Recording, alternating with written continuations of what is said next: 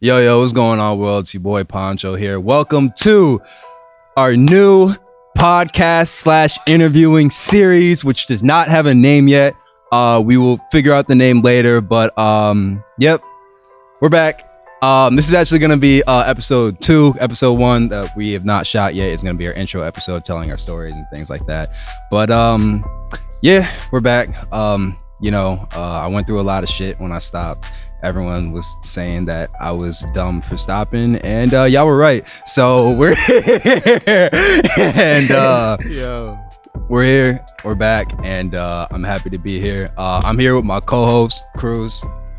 How y'all doing? It's great on? to be here. Poncho welcomed me onto this podcast, Yes, and I'm so happy. I couldn't be happier for our first guest. So welcome, Arden. Yes, sir. Thank you. Appreciate it. For sure. Arden Love is from love. fucking Forsyth. Yeah, in Love case y'all is don't know love. me, I'll just introduce myself a little bit. I'm Cruz. I go to Brooklyn Law School. I'm studying to be a music attorney. I'm a rookie artist manager working in that side of the field as well. So I got my master's in music business from Berklee College of Music, studying that. That's right. Big So, time. just a young one trying to make it in the industry as well. So. There you go. And what people don't know is we went to higigh school together. Facts. Yeah, we've been we're, together. yeah, we're in the same graduating class. Yeah, Really? Yeah, Panis Yep. 2016. Facts. Yeah. So we've been here. I Yeah. like that. Yeah, It's so I gonna couldn't be fun. happier. Yeah, It it's It's comes just gonna back be around. fun. I like Yo, you know this. what I was wondering? I was thinking about this today.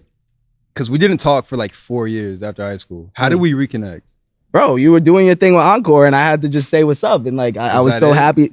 Pretty much. I mean, yeah, you always were friends, with my Yeah, friends. yeah, So facts, it facts. was. I had to reach out, and I was getting my career going with music as well. So I Okay. had to connect on that end. So That's but crazy. It's great to be back. So Word. That's fire. I've been looking for a way to work with him for a minute. I had a so. good friend where it was the same sort of situation too. Like it was funny because we actually was like friends in middle school, like sixth grade, and then I moved and we didn't talk for like nearly 9 years until like senior year of high school, and we reconnected through Facebook, and our friendship has been back and it's lasted 10 years again. Shout out That's to my fire. bro Vic, man, for real. Yeah. Shout out Vic. Been like Those that. friendships where you can not talk for mad long, and as soon as you get back to it, it just feels natural. Those are the best. For Those sure. are the best. Yeah. Yo, how's Rolling Loud? Yeah, Rolling Loud was dope. It was a great experience being there, especially because this was like my first one that I was covering as a member of the media. Yeah, how did that even happen? So pretty much, and we'll definitely talk about this throughout the night, just networking and working and all that stuff. A friend of mine, salute to you, Scott. He's a PR publicist that's known throughout the country for what he does, working with various hip hop, R&B, whatever acts. Works with Nardo Wick, Draco the Ruler, the list goes on and on. Me and him are actually connected because throughout this year, for 6 months, I actually wrote for Billboard. So I was writing Yeah, for I've seen Billboard those for a few articles. months. Thank you. Yeah. And we connected for like the Draco the Ruler piece that's one of his clients. Did a great job on that. We stayed close. And then he just started working with a new group named Van Buren Records. That's from outside of Boston, Massachusetts. They're from Brockton. They're a really dope group. Y'all should check them out. And they were having a release party in the city. I pull up. We always talk. He gives some great advice. He's like, yo, like the people that help with Rolling Loud credentials, they're going to be in here. You should talk to them. I'm like, you don't got to tell me twice. So I like spoke to them. We had a really good talk and everything. I followed up, applied. And what's crazy about covering Rolling Loud was I created a separate Forsyth email, because Just for the Rolling Loud. not even that. I'm getting to that now. So people that know out there, you already know if you've been on our Instagram or whatever, like the Forsyth email, forsythpod@gmail.com. That was the email that we created when it was just the podcast, right? I created, right, in the spirit of professional development, I was like, I'm going to create my own personal Forsyth email, my name @forsythny.com. So I applied for Rolling Loud for that. Long story short, this is literally like 2 weeks out of Rolling Loud. I remember I DM one of the people I spoke with that night, like, hey, what's up? How's everything? Hope all is well. She immediately gets back to me and was like, yo, I think you should check your email. And at first it was weird because I'm like, yo, is this you or have you been hacked? Because the message was so dry. And recently, if people don't know, people have been getting hacked, yo. And like a lot of the messages don't sound like the people. Yo, I've been noticing. I texted Gianni this the other day. Shout out G in the back over there. Of course, yo, G. Everyone's Instagram's getting hacked, bro. Yeah, bro. You been seeing that? Yeah. And that shit is crazy. And that's why I mentioned that, because I was like, yo, like this does not sound like her. Yeah. So I accessed the email. See that like 4 days prior to me sending that message, they had let me know that Foresight was approved for Rolling Loud, and that I was 3 days away from missing the deadline of sending my info needed for my credential. So, bro, I would have been crying. Oh yeah, I would have been sick. I would have been God hurt, is bro. good. Thank God I sent that DM and she got back to me on that, because I was able to get back into my other Foresight email and check everything. And Rolling Loud was just a blast. It was a huge eye-opening opportunity, just because it was like, you think you're meant to be here, you think you're meant to be around these people, you think you're meant to speak with these artists, etc., prove it. And I proved it, and then some. And the only thought that's been on my mind since then is like, yo, the prices went up. The price of the brick going up, man. Like, it just is what it is. Yesterday's price is not today's price. It's not. Shout out to Fat Joe. Real talk. Shout out to Fat Joe. Shout out to Joey Crack. So you got a media pass? Is that what it was called? The media pass? It's a media pass. So what do you got access to for a media pass at Rolling Loud specifically? There's various media passes depending on your organization and what you're trying to do. But for me, I was able to have the general necessary access to like the press lounges for us to do work or network with people. The artist area, which was behind the press lounge. So like I'm in there meeting various artists, managers, PR people, just anything. And then when it came to watching the performances themselves, the media people that weren't like the photographers who got photo pit access, we had a special riser that was just for us. So like if this table was like the GA section and where you guys are with the stage, I was able to stand on a riser next to the sound booth to watch the show, which is actually very helpful, because you've ever been to a Rolling Loud or a festival, it's a freaking madhouse with everybody in GA. He was there. Yeah, you know exactly what I'm talking about. You get my vision very clearly. Hell yeah. So to be on that riser where, for the most part, it was like just me or like three other people who like either chose or knew about that spot, it was lovely. It was lovely. Were there like a lot of media companies there? Or were you it was quite a few. It was quite a few, and it made being there even more special, because it's like I'm definitely representing the least known media entity, and yet here I am doing 12 interviews over 3 days with Hip Hop DX, Power 105, Hot New Hip Hop, Double XL, Rolling Loud's own entity, and I am standing and I am competing and I am networking and I'm doing what I'm supposed to do by myself. Everybody else on average had maybe 4 or 5 team members, and I'm by myself. Was that by choice, or you only were allowed one person? It was up to them. I had asked if I could try to bring like a couple people on board. You know what I'm saying? Of course, we'll get into talking about, my Foresight partners and trying to bring along a photographer as well. But, passes were tight, obviously. And it's also just a matter of, like, we still got ways to go, man, before you look at Foresight and be like, oh, yeah, hit him with a 3 or 4 or 5 piece, I had to come in and represent us dolo, but the job got done. That's all that mattered. That's a fact. Good shit. Thank you. You want to start? Well, since you mentioned it, you mentioned your early team or just people on your team in general. Yeah. So could you speak on like your beginning team in Foresight and how you chose those people, where they came, what part of your life, and just the beginning of Foresight in general, like the development of like that transition stage to idea to like actually building a team around it? Absolutely, man. You already know. Shout out to the team. Foresight began as a nickname. So I came up with Foresight during the summer of 2015 as a tribute to Westchester County's area code, which is the 914. And I'm a huge Drake fan. So at that time, Drake had everybody and their mother calling Toronto the 6 side, right? The 6 side, the 6. So it just came together. I'm sorry, I cut you off. I ran into Wills outside White Plains, and he said he gave you the nickname OVO Flap. Yeah, he gave me OVO Flap. That's my dog. Real talk. Wills is telling the truth about that. Real talk. That's my bro right there. Shout out Wills. Shout out Small Circle. And Flack came from like my Instagram name, like Call Me Flack, which was a tribute to ASAP Rocky, because like his nickname Flacco, Pretty Jody Flacco. So I was like, yo, call me Flack. And yeah, the OVO flag name that was Wells. Yeah. And but yeah, like Foresight, I just came up with that nickname because of my love for the 914 and because of Drake's huge influence on me. And January of 2016, we launched initially as a podcast. So actually, January 23rd, 2016, we launched as a podcast. And the first and only person I had reached out to about joining me with Foresight was Wills. Literally, that's it. Wills and I at the time had a friendship for, I would say, a couple years. We actually met because I used to go to a gym in downtown White Plains called Crunch Fitness. And he used to work there as a part of like the cleaning crew. And me and him hit it off very well to where every time I would come in or every time I would leave, we would always stop and talk to each other, no matter what. And we would always talk about two things mainly, wrestling and music. So at the time, the reason why I wanted to get into music media with the podcast was because I had already been working in sports media for like a handful of years as a sports writer. So like my beginnings in media comes through working in sports as a sports journalist.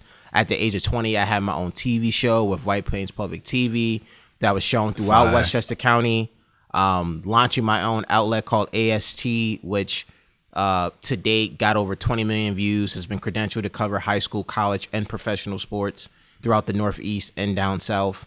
And I wanted to do something in music because all throughout my life, if sports was 1A, music was 1B. It always gone hand in hand.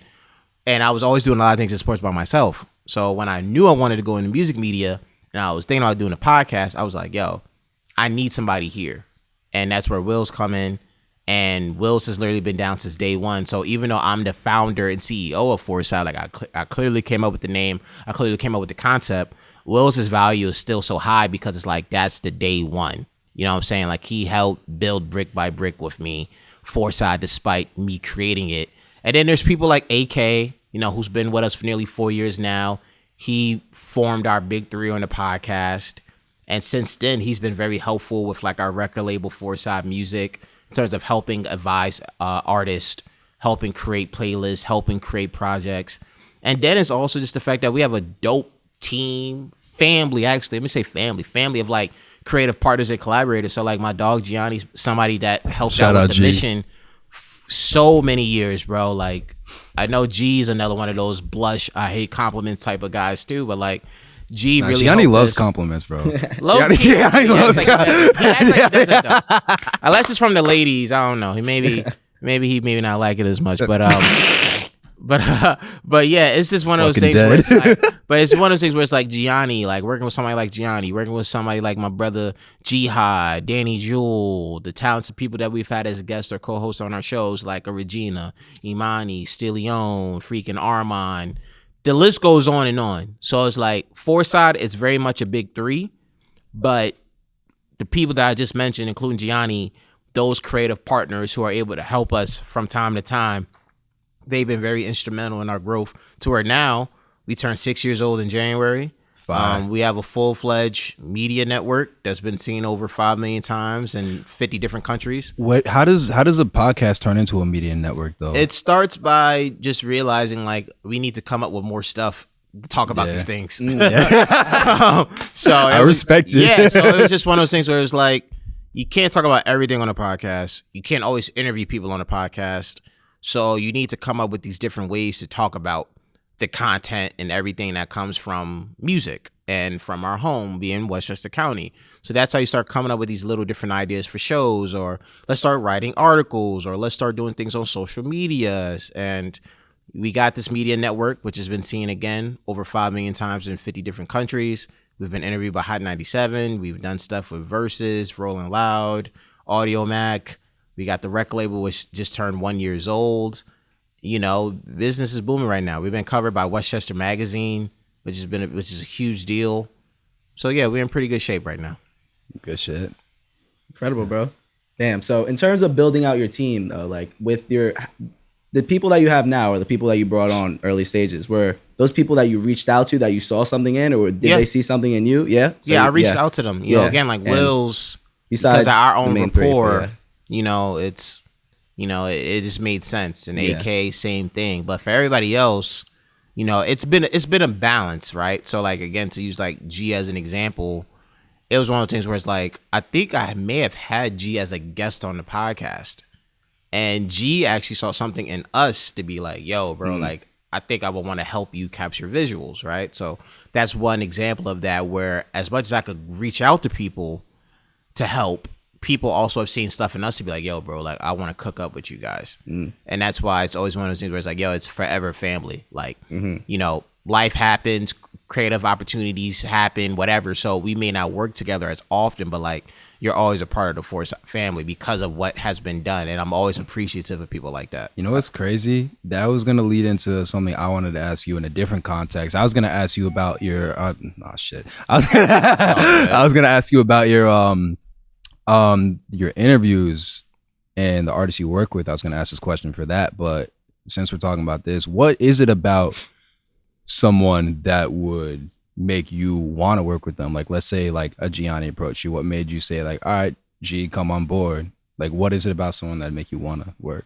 I think just the genuine, I think it's just them being genuine about actually wanting to work with me and work with Foresight. You know what I mean? It's something where it's like, if you truly see what's going on and you truly want to help, then I'm all for that. And I'm also a believer in the fact that like, we can help each other out, you know, because it's one of the things where it's like, sure, back then and even now, you may not get much clout working with us, but it's the reps that you get.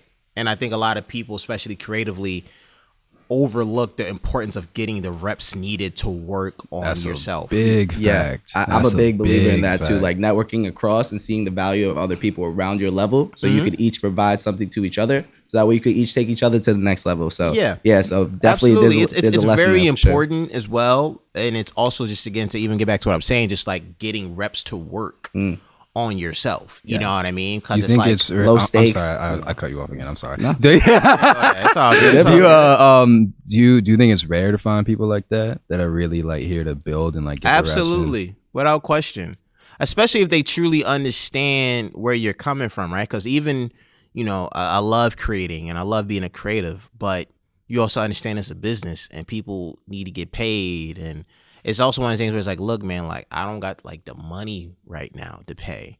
But if you truly can understand the fact that I could pay you an opportunity to work on your skill set, to know what it's like to work with other people and to network, then it could be a transaction worthwhile. But it's one of those things where it's like, if you're really genuine about wanting to work with us and you're hardworking and you take a great sense of pride in what you do and how you impact yourself and people, then the conversation will be had and more than likely will make something happen. You know what I mean? But, you know, I've been lucky enough that I've met more people who are like that, but that doesn't mean I'm always as open to wanting to do stuff like that. You know what I mean? Like sometimes I'm pretty good with working with who I have, and I'm also very comfortable with the fact that if I have to do it myself, I have to do it myself. I don't really care. Yeah, and you seem like a great leader too, so you'll make the people around you better. So yeah, that's what I'm just trying to do. That helps from coaching too, because like outside of working in media all these years, I also coach kids. So you just learn what it's like to lead. You know what it's like to teach. You know what it's like to communicate and manage expectations and everything, and just to have a fuller perspective as well as have patience. You gotta have patience. Patience is key. Yeah. Now, part two of that question is there anything that would turn you off to working with someone that wanted to work with you? Either whether that be an artist trying to get on your platform or someone trying to join Foresight? Probably inconsistency. Yeah. If you're very inconsistent with what you do and you don't have a sense of urgency to you, then forget having a conversation. A conversation won't be held. I won't even think about it if I can sense it or if I discover it myself. Short and sweet. Yeah. I agree with that. No.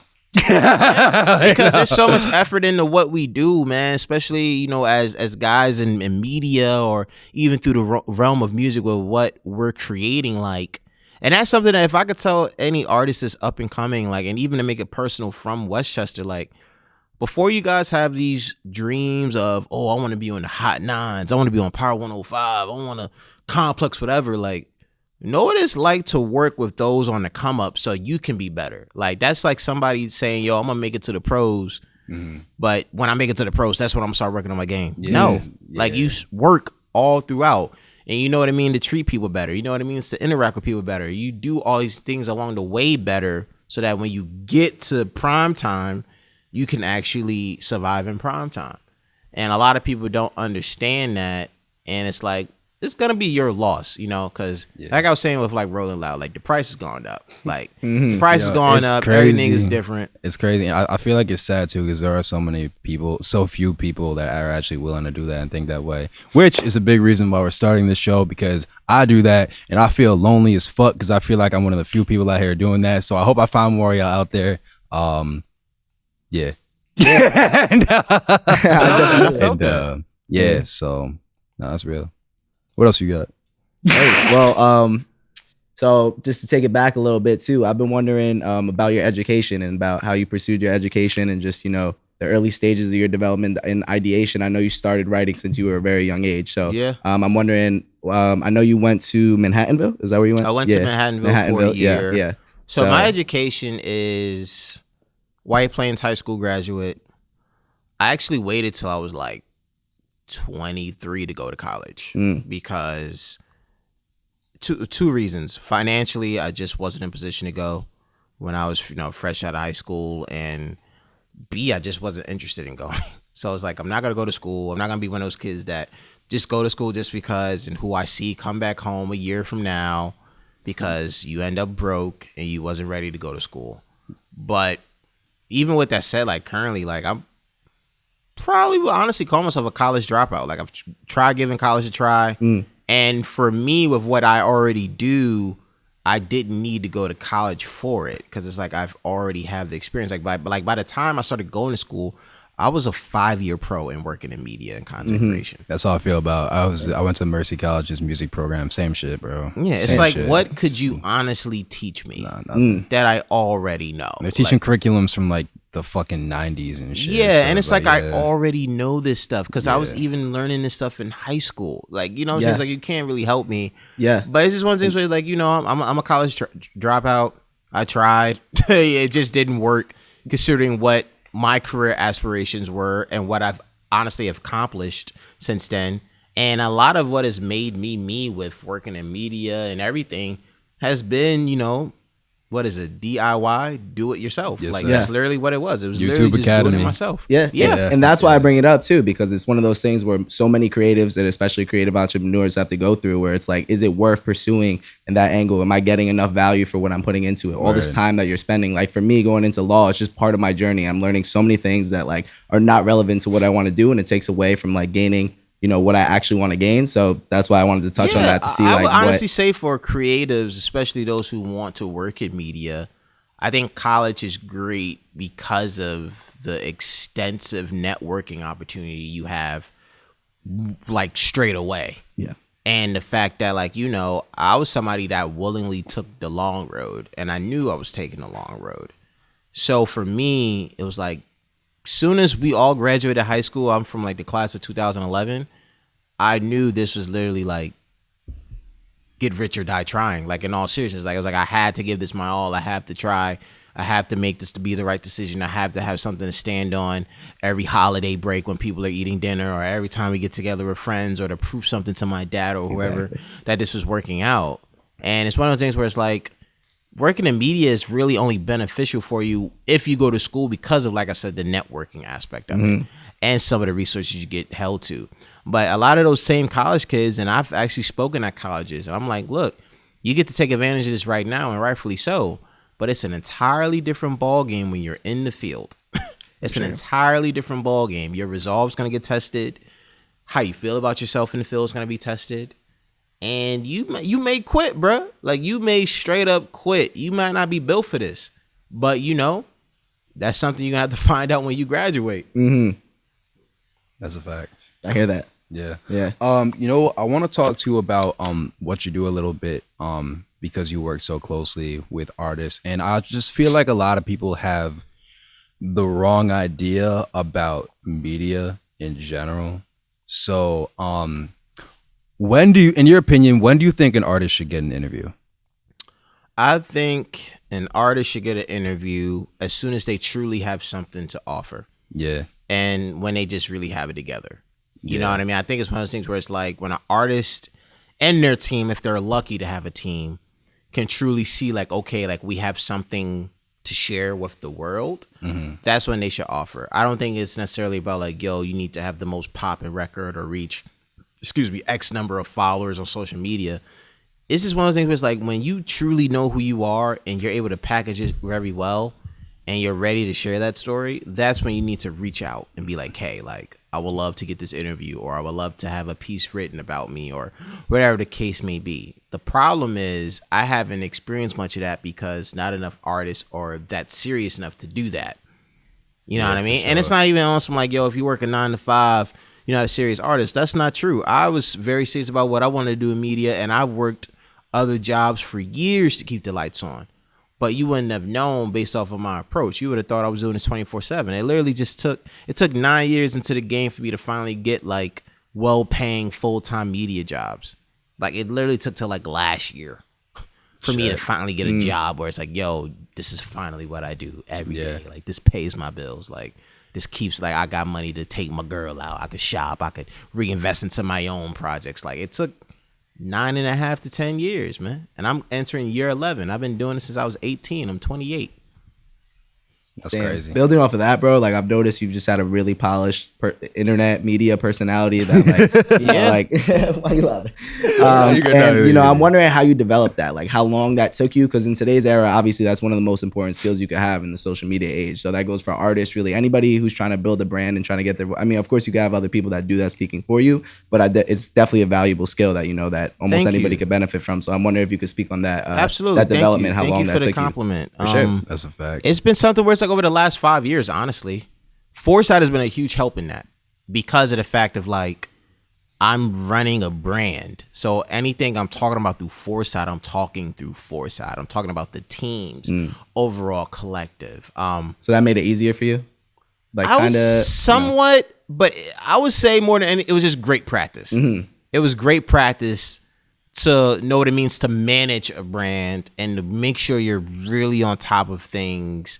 And then it leads it to the personal aspect, which is Arden working in the game and networking and building and realizing like, yo, like people are watching and you never know who's watching and you never know who can give you an opportunity or take it away based upon what you're doing or saying. And that's why like my career path, being somebody that works media but also works with kids, was very influential to me because here's a little story.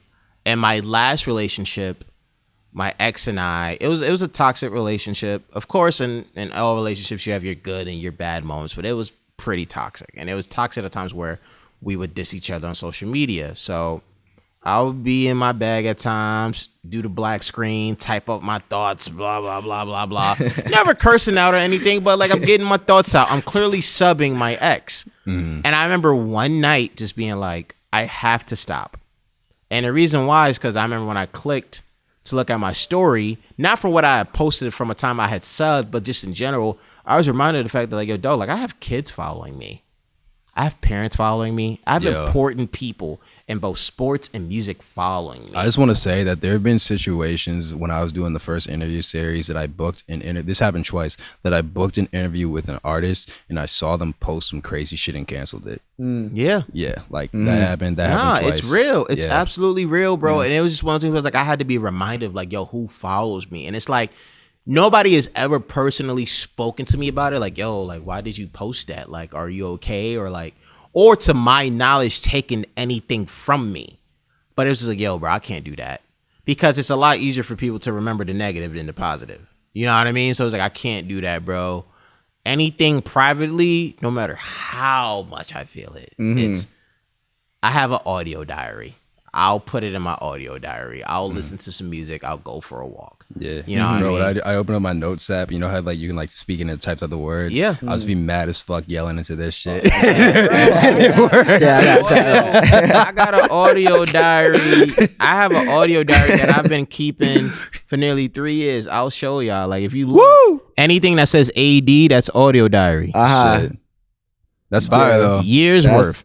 And that's where I go just to like talk it out, say whatever I have to say, never hear it again. You just say it just so you know, just say it. I only listen back on New Year's. Really? I'll listen back to like the previous year that I wrote on New Year's Eve or what I said on my birthday.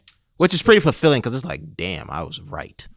I was right. I prophesized this. I manifested this. Are you somebody that talks to yourself a lot? Like I'm trying to Absolutely, develop all that the time. skill of myself. I talk to myself for all sure, the time. I for talk sure. to myself in my head. I talk to myself out loud. Yeah. Like I do it all the time. Like, I mean, part of that's because I grew up an only child.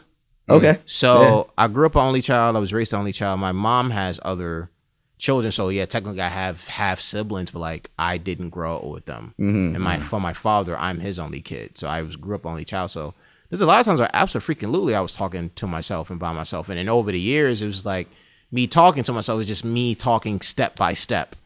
And so many ideas happening that is like, let me talk and say this and remember to write it down. Yeah. Or let me try to find the answer to this. So absolutely, yeah, I definitely was. Yeah, I'm definitely gaining the value from that as well. Just trying to practice that. Like it helps you just express your ideas in the future better for next time you're trying to say something. If you practice it before, like anything else. And side note, I've put quite a few people on, and I'm proud of this, to voice memos. Really? Yo, text. Voice memos are so slept on, bro. I don't understand it. Bro, I don't understand that. G, you know I'll put you on.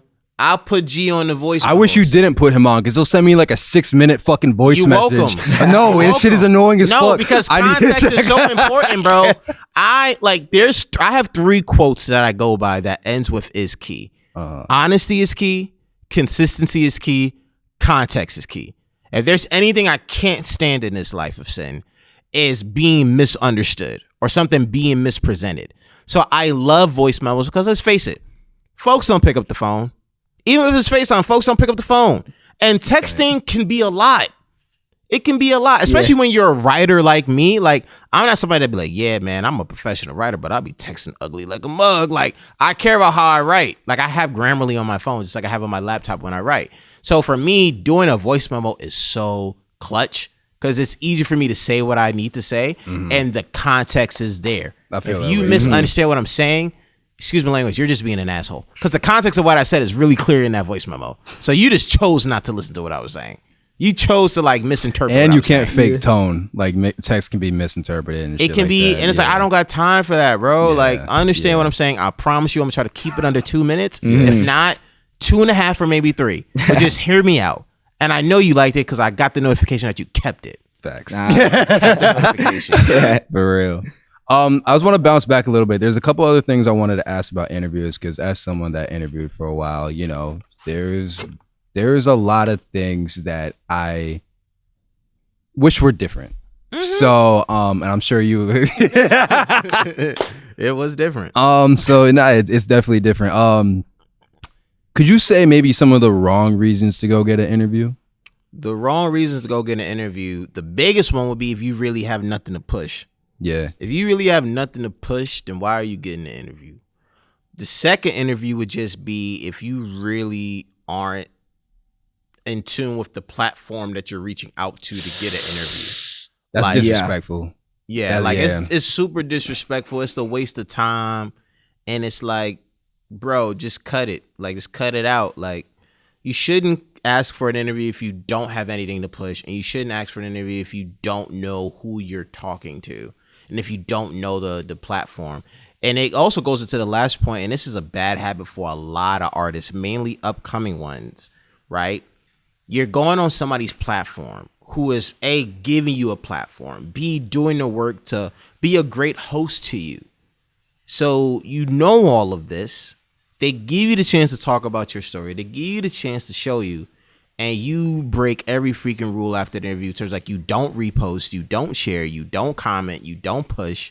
Like that's like a huge pet peeve of mine. And that's why like I've even grown more particular about who I interview. Because you could be somebody that has legitimate clout. You could be hot. It could even make perfect sense for me to interview. If I see the fact that you're inconsistent or you don't have a track record of sharing those interviews, I'm not going to do it because that's not fair. That's not fair at all. Like I gave you my platform for you to come on and to talk your stuff and do whatever. You can't raise awareness about ours by reposting that. Fuge said the exact same thing when I interviewed him back in March. Shout out Fuge, by the way. Of course, shout out Fuge, man. Yeah, facts. Yeah, he said the same thing. Veteran, strong veteran of the 914 music scene. The 9 needs you, Fuge. Come on, bro. No, I'm glad. No, I know you're doing your thing. Anyway, that leads me to another point. Could you talk about interview etiquette? some things to maybe do, not do in an interview, what to do after an interview, before an interview, As an interviewer? as an interviewee. Okay. First things first, I definitely think is just bring your A game. You can still be yourself, but it's like bring your A game. If you know who you're talking to, I mean, I've talked to you before. That doesn't stop me from doing research. I'll always double back on interviews. I will always see how the flow of the conversation went. I will see if you're trying to go down a certain path, if you're trying to do something with the pace that I may not like. I always study whatever platform I'm going on. I'm always prepared for it. I also just be mindful of, again, like, of the interviewers, right? Like, I'm in your domain, bro. Like, you've given me a chance, regardless if I reached out to you or in this case you reached out to me, to do this. So it's like, I'm going to reciprocate that by giving you one heck of an interview and to bring great energy and bring great perspective, and also know that after, hell yeah, from promoting just the initial photos and video, promote that and share, to when it actually drops, promote that and share, to anything after it drops and down the line, promote that and share. It's just reciprocating that energy and that gratitude the same way that the interviewers always do for the interviewee. So those are some of my biggest rules. Okay. I definitely hear that. I've never really understood why I guess some artists have shame in, like, maybe their performance in an interview or a performance. But like, I feel like that is just etiquette that you should repost and Part share. of it, but some of them too also are ungrateful and they don't get it. And it kind of goes back to what I was saying earlier. I just want to say one thing. I think those are two different things: ungrateful and not getting it. But I think those both exist. There's a connection. They're different, yeah, but there's a connection, and they usually go hand in hand. Because it's like, again, right, and it goes back to what I was even saying earlier about the whole, like, you can't wait till you're big time to want to work hard to be big time. Facts. Like, you gotta work until that point, right? Like, you can't think, like, it's just like, it's like, think of it like this too, right? And this is where, like, even as people who have media platforms, we gotta be humble and have perspective. Sure, we're not the biggest platform in the world, right? We don't give you the same clout, but it's still about the look. And there's also at times too where, like, sure, you could be on a bigger platform. If you want to talk quality of the interview, me personally, Arden, or through Foresight, gave you a better interview than that person at the top did. Facts. You may have got more clout from that. That's dope. But if folks really want to know the real you, they would be much better watching the interview you did with Foresight or with me one-on-one. I personally, out of every interview platform I've seen online and in person, I don't know anyone. When you interview artists, like, you go deep in their music, and I don't know anyone else that does that. He does. Thank you. Yeah, because I'm a legitimate fan. That's exactly what I was about to say. You could tell that you're a fan of the people. Like that shit with Nico. Like, you can't fake that. You can't fake that. So I do respect that a lot. Sure. Yeah, you know what I mean. It helps that I'm a legitimate fan, of artists, and it doesn't matter if I'm like a huge fan, like I said, like a Nico, or it's funny, I feel like I'm Rolling Loud. Like, some of these artists' music I've just heard, and I maybe just researched them like 10 to 15 minutes prior to me speaking with them. But if there's something that I like and it's something for me to explore, I'll lock in on that and go, okay, excuse me. Here's these 3 or 4 questions I want to go to ask you about it off of what I've heard. And when you do it and it comes off very genuine, artists can feel that and they enjoy it. Like, I had an artist, Tyler Yahweh, I think his name is. I'm terrible at pronouncing names. Yahweh, I think. Tyler Yahweh. Yeah, right? Like, one of the last questions I asked him in an interview was like, yo, bro, like, how do you feel being like the latest example of that hybrid artist that is successfully combining hip-hop and rock, hip-hop and all these other genres? And he answered it, and then one of the first things he said after we were done, he was like, yo, bro, like, I really appreciate you so much, like, calling me a hybrid. He's like, rarely anybody's called me that. And the fact that you see that, like, really is like, means a lot to me. That's fire. You know what I mean? That's dope. That topic really connects to something I wanted to touch on. It's like, how do you structure your day? Because I could tell you're a legitimate fan of so many people, and that's something that I struggle with, is to find time to actually enjoy the things that I'm in it. Like, I'm in this because I love the art, because I love the music, but like, I sometimes struggle to find the time to actually enjoy the culture, enjoy the music itself. So how do you structure your day? How is your day? What do you do? In your average day of life? I mean, for me, it's easy because music is soundtrack to my life for real, for real. Like there isn't really a time where I'm not listening to music. The same way I'm not watching anything on TV. Like when I'm like at home watching, well, when I'm at home working, something's always on the TV. YouTube, Netflix, something's always on the TV. Really? And I still listen to music at the same time as I'm like working on the While laptop. you're working and listening to music, That's and overload might have TV sensories. as well. Hell Yeah, no. like the TV, Yeah. I'll have the TV on mute. Like I'm really into documentaries and stuff, docuseries. yeah. So I have like something on like that. Yeah, you'll glance And- over if you need a little bit of like, you know. Just Nah, it something. helps you. It helps you just lock in. You know what I'm saying? Okay. So like I'll like listen to music, and a lot of times I listen to like a lot of upcoming artists, new artists. So I usually give them that, you know, rub first, like every day listening to their music and stuff like that. And besides that, it's usually just listening to the records that define my day-to-day life. You know what I mean? So it's easy for me to get into the music. And it also too, the same way I have my own schedule, I make schedule for when I listen to music. Like Really? projects come out and I could be like, yo, I'm not gonna get to this at midnight, but I got like a 50-minute train ride into the city. Word. I'll listen to this on a train ride. Or you know what? I probably gotta walk somewhere and it's gonna be 30 minutes. I'll listen to this project then. You know what I mean? Yeah, it's that's like crazy. Are you Yeah. very deliberate about your schedule? Like, do you really write everything out, like hour for the by most hour? part. Yeah, For the most part. Okay, yeah. I mean, not hour by hour, but day by day. Yeah, But in my mind, I yeah. keep, you know, task of that, like, okay, this Yeah. is what I need to do from like 9 to 12. This is what I Yeah. need to do from 1 to 4. You know what I mean? I try to just take things day by day and realize that as long as it's getting done, it's getting done. So there's times where creatively I might just do 2 things. As long as I do those 2 things, I'm happy. Then there's times where I might have like up to 8 things a day. It's just all about how I pace it, whether it's because of me or because of the platforms that I'm working with. But I always try to schedule and pace myself out. And it reflects the music I'm listening to, because it's like, yo, if I know I'm really about to lock in right now, buddy just drops a project and it's 40 minutes. All right, I could run through this 40 minutes real quick. And like I said, if I'm out on the go, listen to this on the train, listen to this on the walk, listen to this at a meal when I'm by myself. There's always times. Yo, you know what's crazy? I didn't even write this down, but I want to ask you this.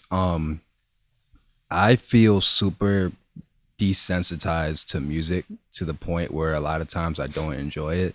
And I think it's because of the Encore shit, and like my whole life is music now. Makes sense. So like, do you feel that way? Because like, No. Really? I love music. I don't know what I'm doing wrong then, because like I recently, like the last 2 months, I haven't been enjoying music. No, at but all. what you said makes sense. Like, you're a musician. Yeah. So you're making the music, you got the bad case of the studio ears, you're Yeah. always playing. Yeah. Like at the end of the day, I'm a fan.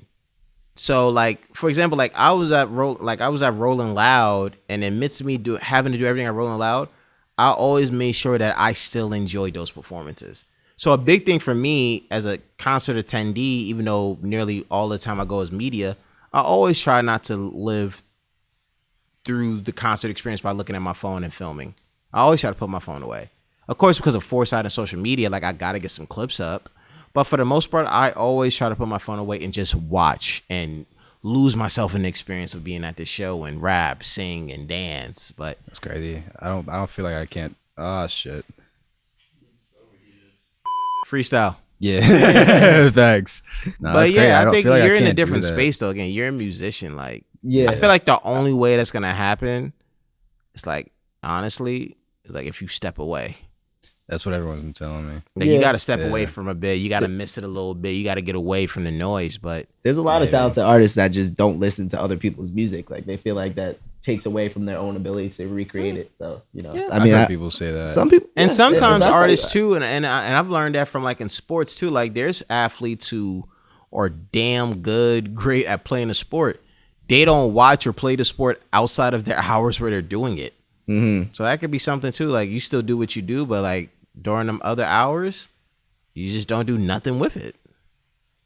You Yeah. got to create some separation. That's what I try to do. Can't I be try a to whole, create right? separation between what I do creating content versus what I'm just doing on my own. Yeah. I don't know, that's something I gotta look deeper in. I'm sure when I watch this back when I'm editing it, I'll like be like, all right, let me try that. Anyway, shit, I got a couple more things for you. Okay. What do you this goes back to the interview. This is my last question on actually I have two more questions about interviews in general. Why in your opinion do you think media is important? Media is important because we're the medium between consumer and the people who want their message told. And we have this great opportunity and at times ability to bridge everything together. And we're able to do so in a way that's very unique and impactful. You know what I mean? Like, again, like you look at our area, right? Just, of course, we're not restricted to our area, but like the way Fuge does things is unique because it's Fuge and it works for him. What works for Foresight and me personally is unique and works for us.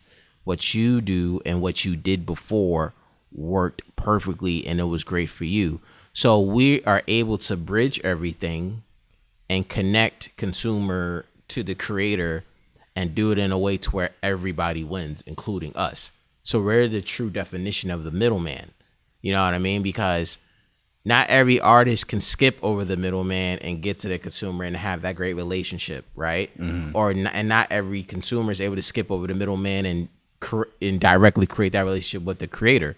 So we're that happy medium that's able to always bridge the gap, especially because we're usually the most in tune.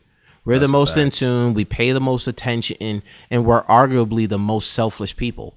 We're always thinking about how can I shine a spotlight on this? How can I share that? How can I do whatever it is? Like we're doing that all the time. You know what I mean? And that's why media is important, especially when we're able to create and control a narrative in a positive way, not a negative. Yeah, and I feel like that just goes for every artist because in a sense you are your own media platform with your social media, obviously. So, that just goes for just everybody in general. Like you can control your own narrative and really like you bridge your own gap between your music and your brands, like very directly in today's age. I'm really enjoying today's age and stage. Absolutely, so, it's been great. The age of the content creator, and it's something where it's like, platforms. Of course, you still have that direct to consumer aspect of it that will always be there, but when you're somebody who has done that a lot, you appreciate when you have another source that can help you reach out to the same consumers that you always wanted to reach out to. For sure. So it's like having an extra hand. Yeah. Do you think artists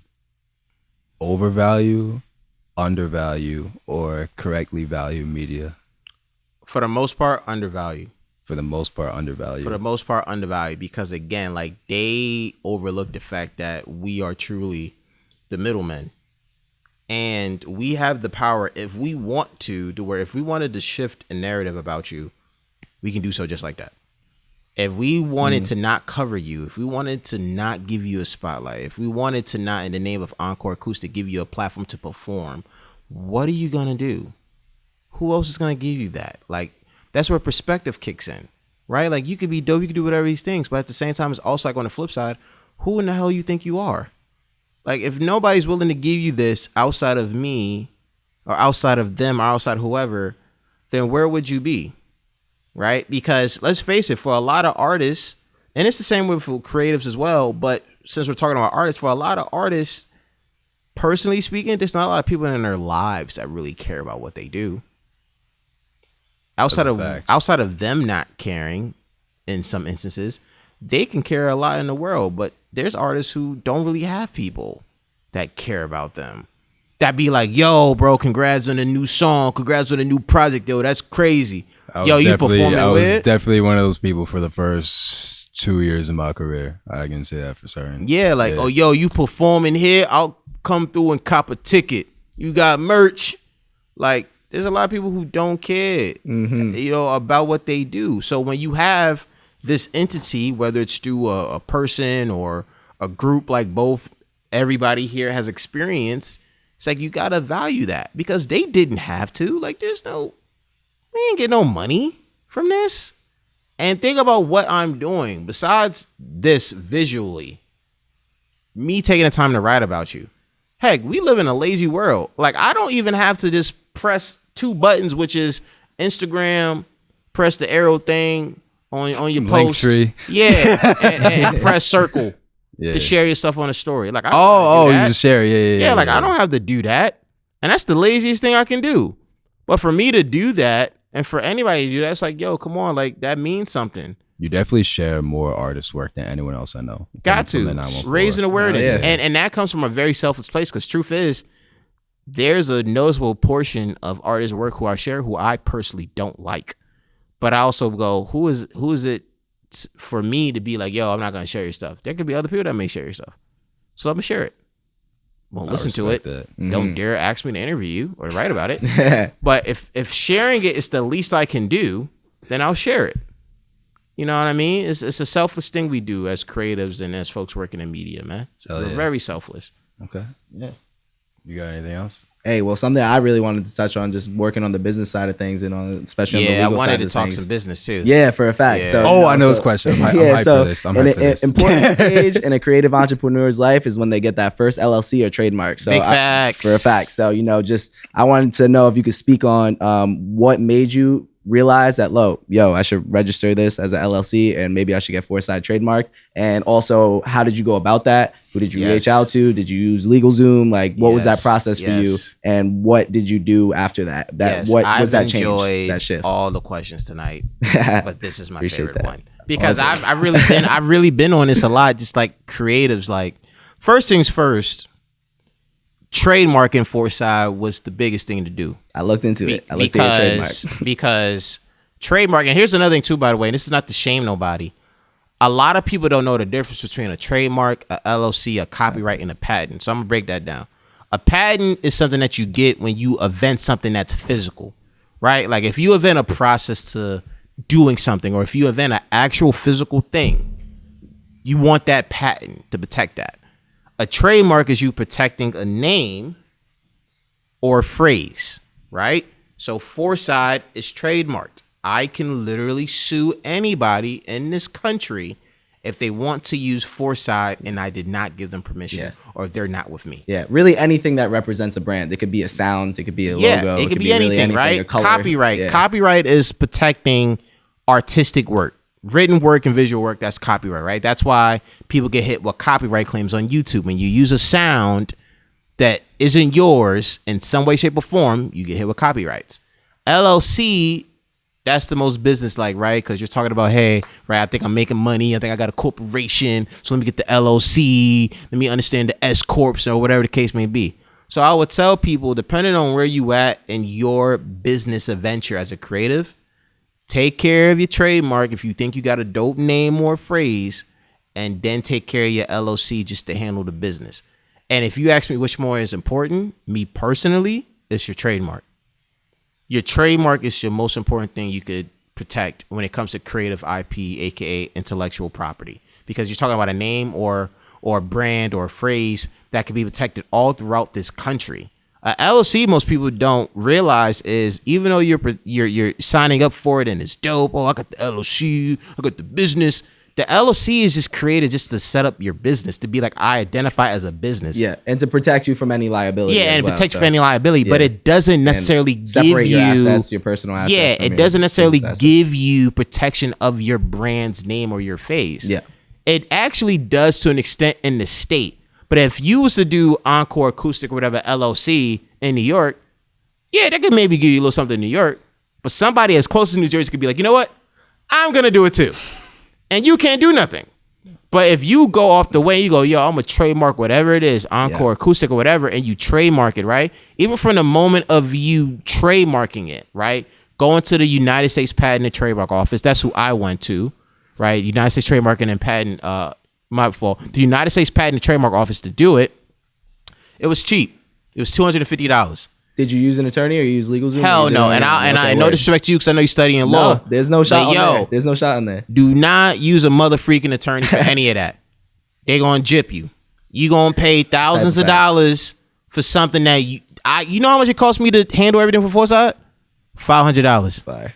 And for the trademark, I went through the U.S. Trademark and Patent Office because at the time they was charging $225 per class. So how they make their money is per application, they'll tell you how many areas, aka classes, you think your trademark is applicable for. So that's how they make their money. my advice would be just get the class that you think your trademark is going to do the most work in. Right. So for me, my trademark goes multimedia publishing of electronics, content, music, magazines, et cetera, in the worlds of hip hop, R&B, and pop music. Isn't that pretty accurate on Foresight? Mm-hmm. $225. $225. In fact, I didn't even spend $500. I spent over $400. LLC in the state of New York, Foresight LLC. You can literally look this up through the state of New York's department search for LLCs.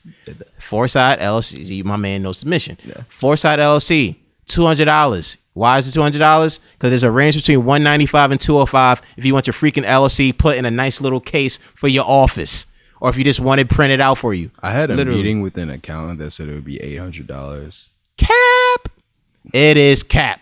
There's hella people I know that gets either thing taken care of through a lawyer who got to go through the same parties anyway to solidify your trademark in your LLC.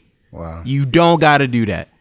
Take care of your trademark on your own. It's literally just filling out a typical application. The trademark process, and sorry if this is getting a bit extensive, but people need to notice the trademark process. The trademark process could be more extensive because right now more people are creating businesses and are trademarking their rights throughout this pandemic. That is a fact. You can look that up. So the process, which used to be 2 to 3 months, could be drawn out as much as 10 months. My process to trademark Foresight took 10 months. And I had to fight a famous animator who had a name he felt was similar to Foresight, but wasn't. I'm not going to say the name because I don't want to get no trouble, even though me and the lawyers talked it up. We handled it in a week. Love is love. Thank you to them out of Seattle. But I had to deal with a famous animator who, as I was this close to getting my name officially trademarked, tried to LeBron James chase down me and be like, yo, your name sounds too close to mine. And I went for the aggressive play. USPTO was like, yo, what do you want to do? Do you want to delay this or you want to go for the kill and be like, yo, shut this down? I immediately said, shut this down. His name and our name is nowhere different. We're in 2 different fields. And this was a famous animator who had lawyers. I was by myself and we got it done in 3 days because they saw what we was doing and they know I was telling the truth. So it's just doing that research on your name. And with trademarks, you actually have trademarks the moment you start using a name. Yeah, this moment you use it in commerce. It's a common trademark, right? Even so again, like Encore, Acoustic, anything you use, you actually have common trademark rights, but it's only within your area, right? So Peekskill, Westchester County, heck, if you want to broaden out to the tri-state area, that's where you have common trademark rights, right? So if somebody, commerce, right? If that's national, then if it's national, it's a different ballgame. That's why you want to register it. So Foresight is considered a principal registered trademark. I'm in the same boat as Nike, as Netflix, as Adidas. Because you know what a principal register is? It's when you look at a trademark and you don't know what it is. There's people in the world that don't know Nike is a sports merchandising clothing, giant. People don't know that. Not everybody knows what Netflix is. And it's the same way with Foresight. Not everybody knows what Foresight is. So we have the greatest amount of trademark protection because of the uniqueness of our name. But long story short, do it on your own. And just real quick, if you could touch on what was the turning point for you and why you made the decision, like now's the time to register for the LLC and the trademark. Because, business was truly getting serious. Business was truly booming, right? Like people are starting to understand who Foresight is. There's people ready to meet with me and talk money. And for the last few years, I've looked at Foresight and was really like, yo, this is really a company. Like, I want to get some capital. So the deck is already done, right? And I want to get capital. And also as well, there's some people around the area who I have receipts on that are trying to operate under this name that don't have the right to the name. And I know they don't have the right to the name. And I know you didn't do what you thought you did because I have the receipts to prove that you didn't do what you're supposed to do with the name. So it's one of those things where it's like, I need to make it perfectly clear that there's only one Foresight. Yep. It's by Arden, it's by Wills, it's by AK, it's with lovely people like G and others who've helped build this with us over the years. People like Poncho and you who given us a spotlight to tell our story. There's nobody else. And besides, those people aren't even outside. So it's like, so it makes no sense to try to compete and act like there's two. They've had their chance. They know who they are. They've had their chance. We talked about it. They screwed it up. So I own it. So they can act like they own and do whatever, but people have receipts. They know what's going on, So, and that's why you want to take care of your business, because There are times where people do come up with the same name as you somehow, and then you also know there are thieves. You want to protect your name and do what you got to do so you can always be protected. You don't want to do all that work for somebody to sweep under your feet and take what's yours, because that's when it goes to a whole nother level. Shit. Fact. I'm gonna have to end this interview on a lighter note. You know, just for artists, creative entrepreneurs out there, anyone that wants to make something of the art, turn their art into a business, do you have anything inspirational you want to say? Yes, I would say straight up and down, have consistency and have perspective. It's gonna be one heck of a fight. There was actually a post I saw a couple of days ago on Instagram which really spoke to me. Shout out to my guy, Sauce. And it pretty much said, you can beat 50% of your competition by being consistent. You'll be 40% by doing your work with a great eye to detail. The final 10% is just a dogfight. So you got to look at it as like you being consistent with what you do, whether you're making something every day, every week, whatever your frequency is, that's going to already help you beat half of the competition. Everything else, right? You constantly growing as a platform, as a person, you expanding your outreach with who you can connect with, who's going on your platform, that helps along the way. And then everything else is by chance. It's about whether or not you're going to get there or not. But you being as consistent as you can with your own growth and with who you're building with and what you're showing is just as important as you keep in perspective. Like, there's really no overnight celebrities. I've never believed in it, right? Even people who are deemed that, those people have been working for God knows how long. They just finally popped up, but people been working for so long, bro. So it's just be ready to be consistent, because to me, I also think that's your most unique trait, right? There's something about somebody that is consistent, like always releasing dope stuff and doing so all the time, that stands out in this day and age where everybody does so, but does so every once in a while, right? And it's just something where it's like, keep perspective. There's somebody who, let me say it again, while you wish to be in a better spot, there's somebody who's below you who wishing they were in your spot. That's a fact. Gianni reminds me of that sometimes. You know what I'm saying? It's a fact. Like, you could be like, there's times where I ain't gonna lie too, where it's like, damn, like, you know, whether it's me personally or through force, like, yo, I wish we did, you know, I wish we could do more, And I have to remind myself, like, yo, like, there's people that wish that they can do what we're doing or what I'm doing personally, and to have these numbers and to have these connections and to have this comfort in my career and all that stuff. There's a lot of people that wish that they had that. So I got to be thankful for where I'm at, especially because at the end of the day, like, the trajectory is still going up, man. And I've also accepted the fact that, like, I'm a slow burn. Like, I doubt I've ever really will have that overnight sort of thing. But for 10 years, things have been building up nicely, even though at times at a very slow pace. And it's all good because, like, we're making it. You know what I'm saying? Some people get to their spot in 15 minutes, 30 minutes. It may take me an hour, but I arrived, though. Mm-hmm. You know, that's all that matters. That's a fact. I appreciate you coming through. No problem, man. Thank you. Appreciate y'all, you man. You gotta get up for this. Facts. Real quick, could you tell the people where to find you on social media? Of course, man. Check us out on Instagram at The Foresight Company. THE, the number 4 and letter form, FOUR Side Company. Twitter is at Foresight Company. The website is foresightny.com. Yes, if you want to follow me personally, you can't. Not on IG. Not on IG. The LinkedIn, type in ARDEN and the other stuff should come up. But follow Foresight most importantly. Hell yeah. That's all I care about. Word. Well, this has been our first interview of this unnamed series, which we'll figure out at a later date. You know, the biggest reason I brought this back, besides, you know, everyone telling me to bring it back, was you know, I really want to build a community of creative entrepreneurs that are trying to turn their passions into businesses and, like, live off it. Because, again, that's what I'm trying to do. And I know how hard it is and how alone you feel trying to do that.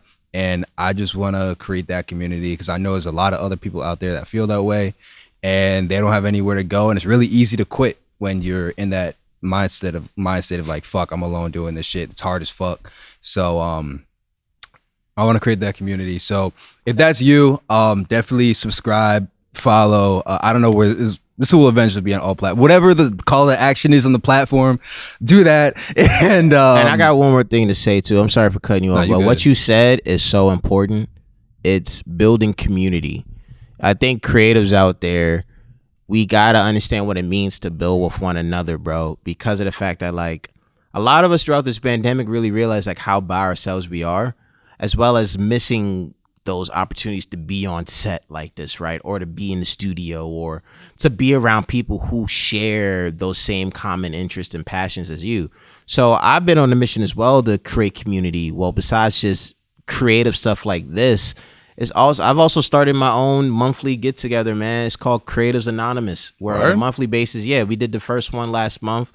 And it's a monthly get together that I'm gonna do mainly in the city because it's easier for everybody to get to the city, where, you know, it's just us hanging out for 2 or 3 hours, just kicking it, networking. And then by the end of the night, we talk about a special topic within the business, because community is so important, bro, as well as just networking, man. And people always talk about, just network and meet with people initially. But the key to great networking is what you do after you get the connection. That's a fact. You know what I mean? So I just wanted to say that, man. Keep on building communities. I'm trying to do it. You guys are trying to do it. It makes it worthwhile during these times. Do you know when the next meetup's gonna be? Yes. So it's probably gonna be probably within 2 weeks' time, right before Thanksgiving. That's what I'm thinking about doing it. So I'm sending all you guys here the invite and everything, and just like, feel free to pull up, bro. It's an opportunity where, you know, again, folks are talking, folks are kicking it. I have little to no expectations for people coming because everybody's busy, but I've always been willing to try. So I'm like, I tried. I said something that I did something that I said I was gonna do. People pull up. It is what it is. The first one we did was really dope. It was a small group of us, but it was really dope, and we was able to network and build and have a great time. And I just want to see this through. Hell yeah. Sure, brother. All right. Sounds good. Hey. Damn, there's no name for it. So whatever this is called, we out. And yeah. Good shit. Boom. Nice, no problem. Appreciate you guys. Hell yeah. Appreciate you.